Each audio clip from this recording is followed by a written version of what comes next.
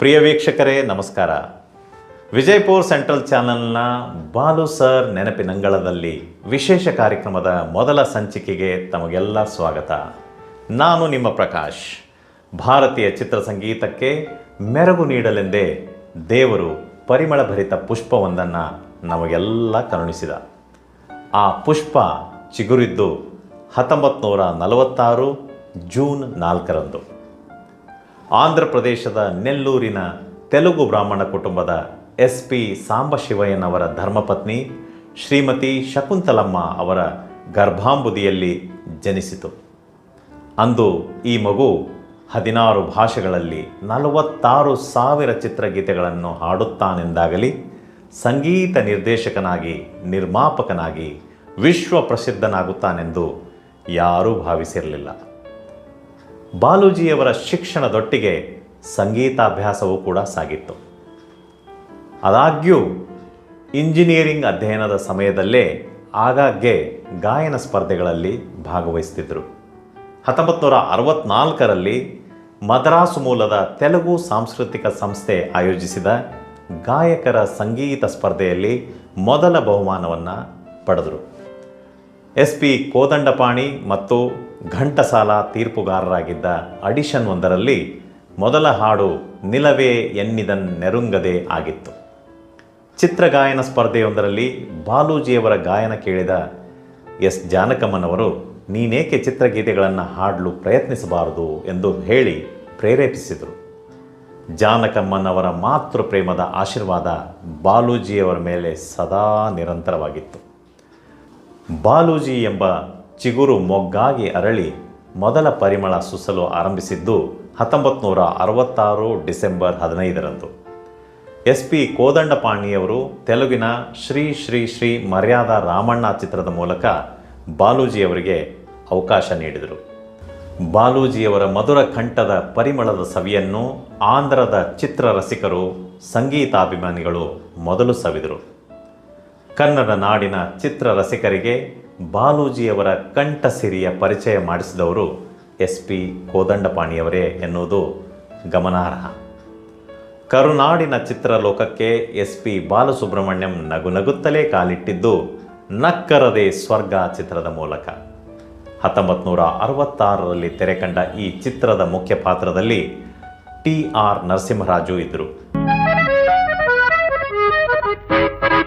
ಕನಸಿದೋ ನನಸಿದೋ ಮುಗುದ ಮನದ ಬಿಸಿ ಬಯಕೆಯೋ, ಇದು ಚಿಗುರು ಹರೆಯ ಸೆಳೆವೋ, ಚಿಗುರು ಹರೆಯ ಸೆಳೆವೋ. ಕನಸಿದೋ ನನಸಿದೋ ಮುಗುದ ಮನದ ಬಿಸಿ ಬಯಕೆಯೋ, ಇದು ಚಿಗುರು ಹರೆಯ ಸೆಳೆವೋ, ಚಿಗುರು ಹರೆಯ ಸೆಳೆವೋ. ಶಿಲೆಯ ಮೈಯಲ್ಲಿ ಕಲೆಯ ನಿಂದಿದೆ, ಇದು ಏನಿ ಅಮರ ಸಾಧನೆ. ಶಿಲೆಯ ಮೈಯಲ್ಲಿ ಕಲೆಯ ನಿಂದಿದೆ, ಇದು ಏನಿ ಅಮರ ಸಾಧನೆ. ಒಲವು ತಂದ ಗೆಲುವಿನಿಂದ ಅಮರ ದೇವಿ ಸಾಧನೆ. ಒಲವು ತಂದ ಗೆಲುವಿನಿಂದ ಅಮರ ದೇವಿ ಸಾಧನೆ. ಇದು ಮಧುರ ಹೃದಯ ಫಲವು, ಇದು ಮಧುರ ಹೃದಯ ಫಲವು. ಕನಸಿದೋ ನನಸಿದೋ ಮುಗುದ ಮನದ ಬಿಸಿ ಬಯಕೆಯೋ, ಇದು ಚಿಗುರು ಹರೆಯ ಸೆಳೆವೋ, ಚಿಗುರು ಹರೆಯ ಸೆಳೆವೋ.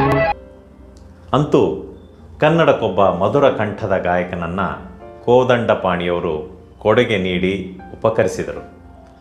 ಆರಂಭದಿಂದ ಕೊನೆ ಉಸಿರಿನವರೆಗೆ ಚೇತನದ ಚಿಲುಮೆಯಾಗಿದ್ದ ನಗುಮೊಗದ ಸರದಾರ, ವಿನಯವೇ ಮೂರ್ತಿವೆತ್ತಂತಿದ್ದ ಸರಸ್ವತಿ ತನಯ, ಪ್ರೀತಿಯಿಂದಲೇ ಎಲ್ಲರೊಂದಿಗೆ ಬೆರೆಯುತ್ತಿದ್ದ ಅಜಾತ ಶತ್ರು SP ಬಾಲಸುಬ್ರಹ್ಮಣ್ಯಂ ಅವರಿಗೆ ಅವರೇ ಸಾಟಿ. ಅವರ ದಾಖಲೆ ಮುರಿಯಲು ಯಾರಿಂದಲೂ ಸಾಧ್ಯವಿಲ್ಲ.